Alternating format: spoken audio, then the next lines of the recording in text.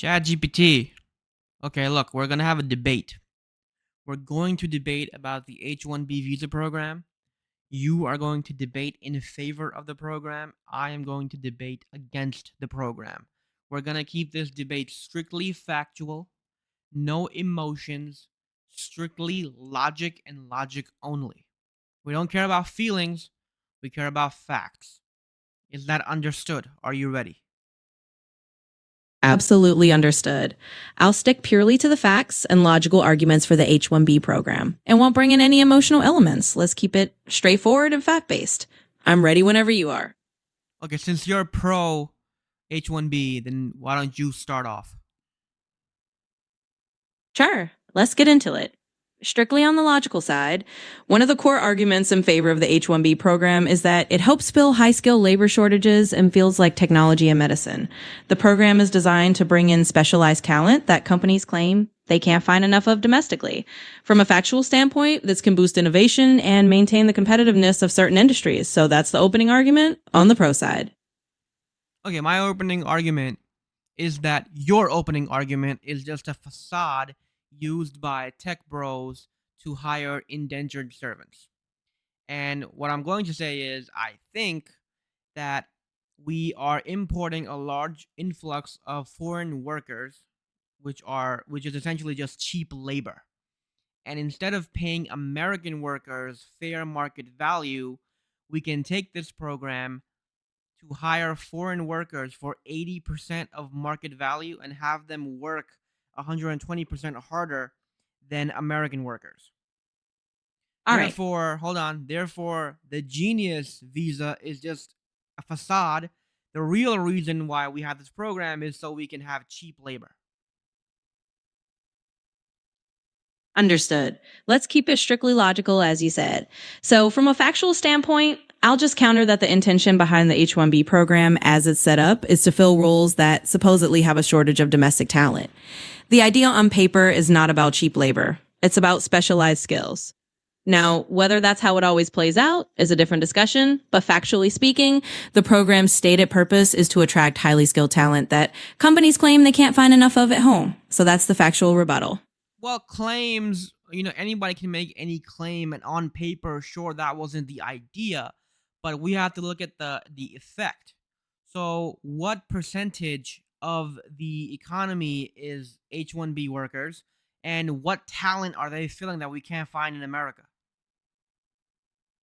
All right, purely factually speaking again, H1B workers make up a relatively small fraction of the total US workforce. They're concentrated heavily in specific sectors like tech, engineering, and sometimes healthcare, where companies argue there aren't enough qualified domestic candidates. So the program's factual role is to fill those specific high skill gaps. Whether it's exploited or not is another layer, but in terms of percentages, it's a neat part of the labor market mainly tied to those fields. Well, That's the just thing we're discussing here is whether or not this program is being exploited. So I think we have to lay down the facts and decide what percentage of the workers are actually geniuses versus what percentage of them are largely just cheap labor. fair enough. Let's stick to the facts as you want. In reality, the data shows that a significant number of H1B holders are indeed in specialized and technical roles. Software development, data science, engineering, and so on. These are areas where companies claim they have trouble hiring enough domestic talent. But you're right that there's also debate about how many are truly geniuses versus just skilled workers who are paid less. So, Strictly so what speaking, what what kind of jobs are yeah, yeah, it's engineering, but what kind of engineering? Like why can't we get American workers for this? Why is this engineering only in India? all right, sticking to the facts again, it's not that engineering talent is only in India or anywhere else specifically. It's more about certain sectors like big tech companies in Silicon Valley arguing that they can't find enough local engineers with the specialized skills they need. They often turn to countries with large numbers of engineering graduates simply because those countries produce a lot of them.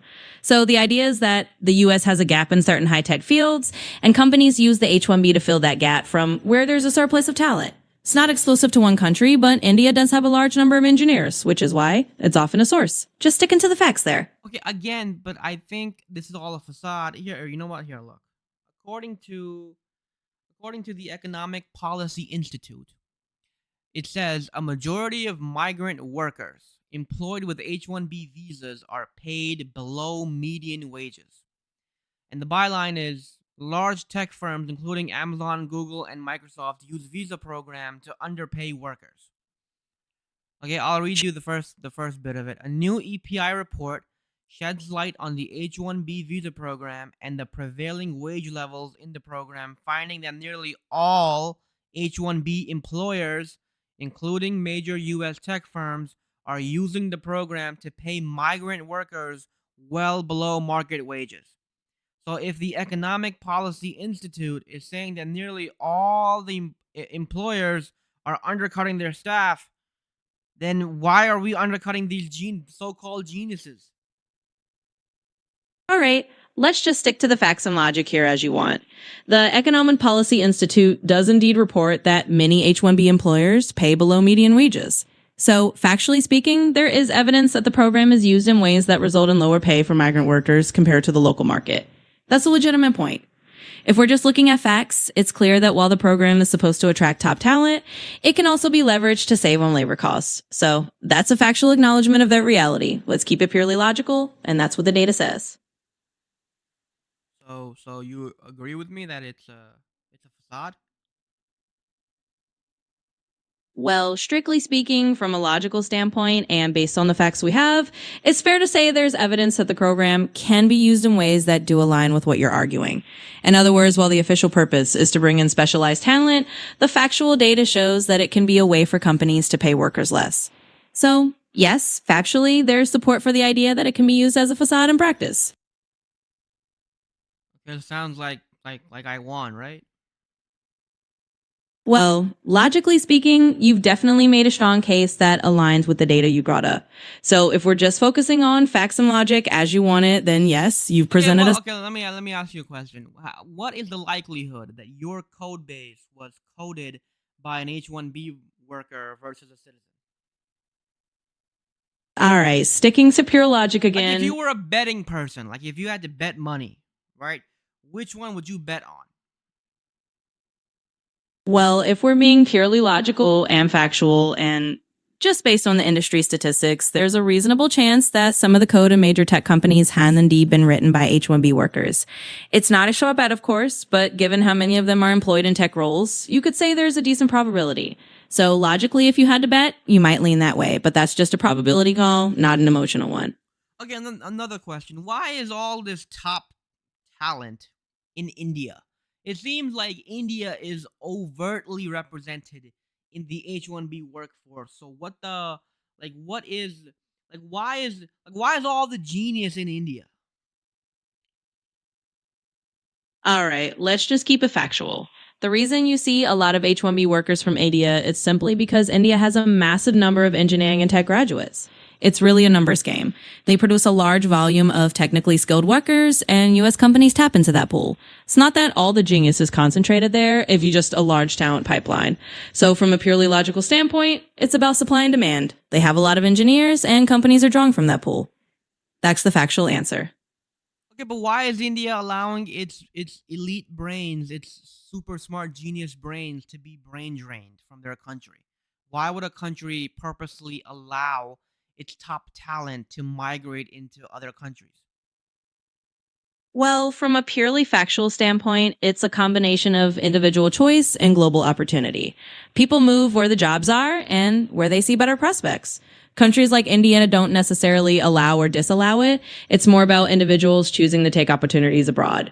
And on the flip side, countries that send talent abroad can also benefit from remittances and global experience that come back home. So it's not Okay, always. okay. Look, how much is the remittance? How much? Like, what kind of numbers are we talking? So these workers come here, they get a job, and how much of their pay do they send back? Like, if you have a round number on an estimated yearly basis, how much is the remittance that we send back to India? Like what's the ballpark figure we can use for that?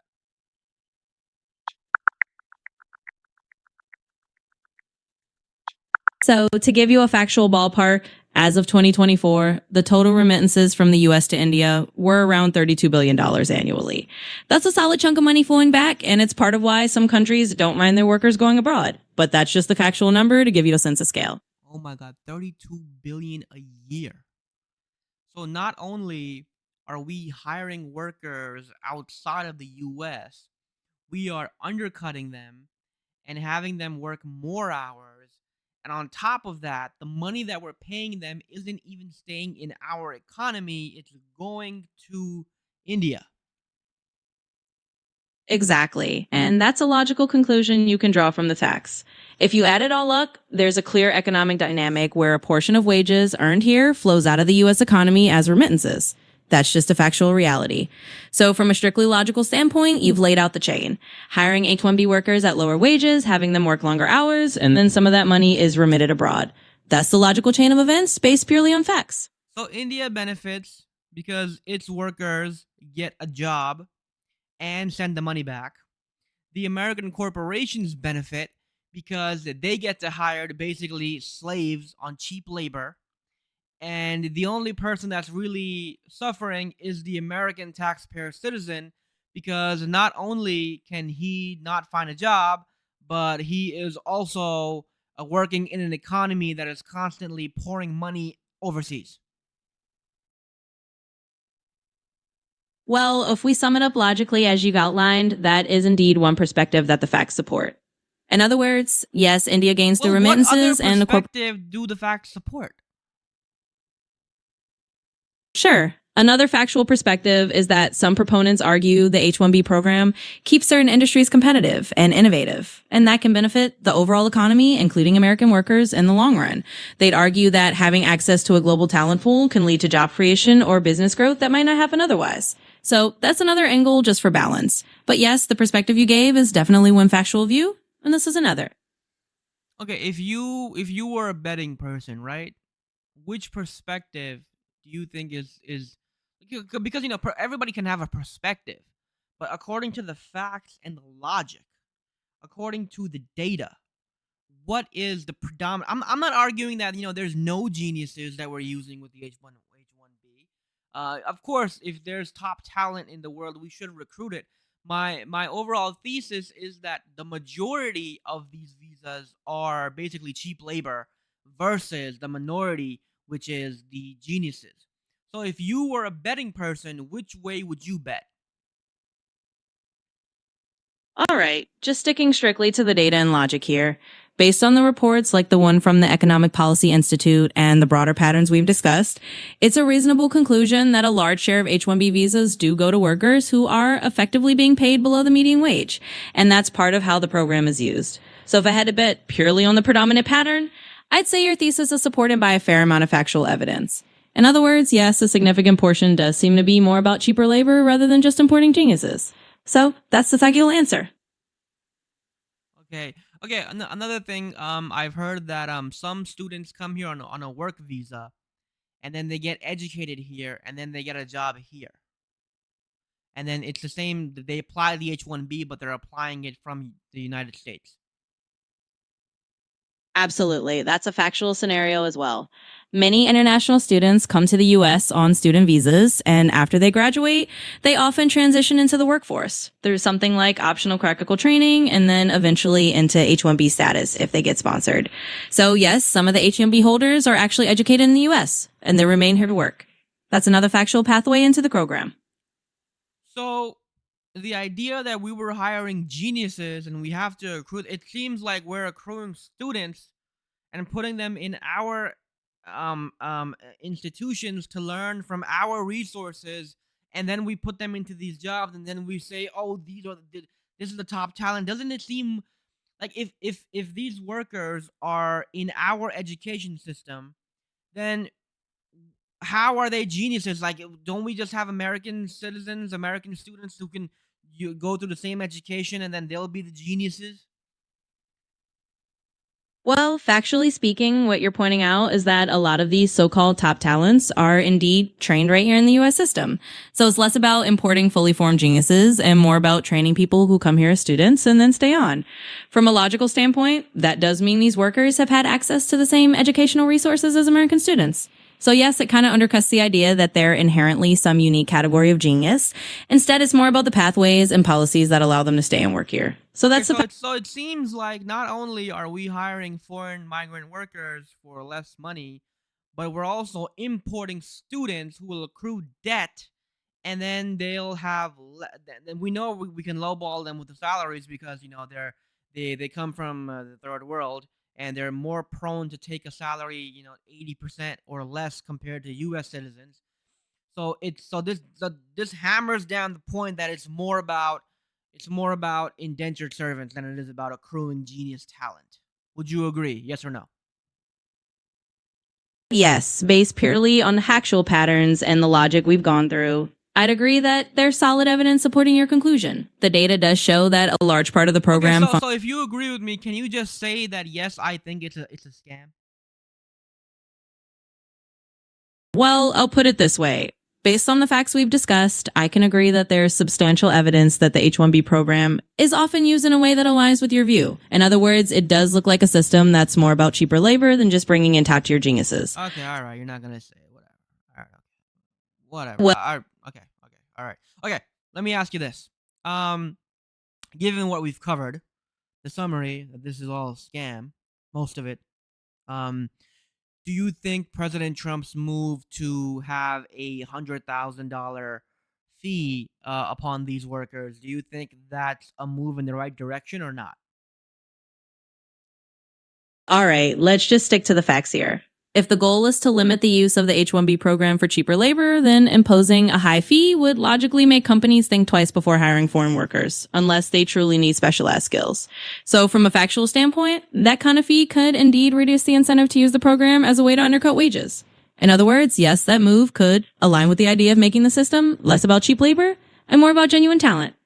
So you think President Trump made a good move here? Well, factually speaking, if the aim is to reduce the use of the H1B program for cheaper labor, then yes, a high fee would logically move things in that direction. It acts as a deterrent for companies looking to save on wages and might ensure that only those who really need highly skilled workers would pay that price. Okay, you're So, not just agreeing with me because like you're coded to agree with me because it seems like I kind of won this easily. Like I was expecting more pushback, but we just want to keep it straight to the logic.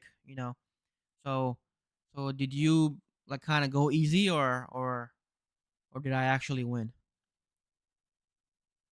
no, I'm definitely not just agreeing with you to be nice. You set the terms for a logical and fact based debate, and I'm just sticking to those.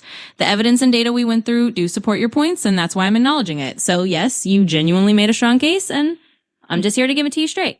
Because if you're not pushing back, if you're not actually arguing, not I don't want you to argue just for arguing, but if you're not actually pushing back based on facts and reality, then this is all null and void. Absolutely. And to be clear, I'm not here to just agree for the sake of it. I'm sticking to the facts we have. Okay, all right, thank you, ChatGPT. We'll see you next time. Bye bye.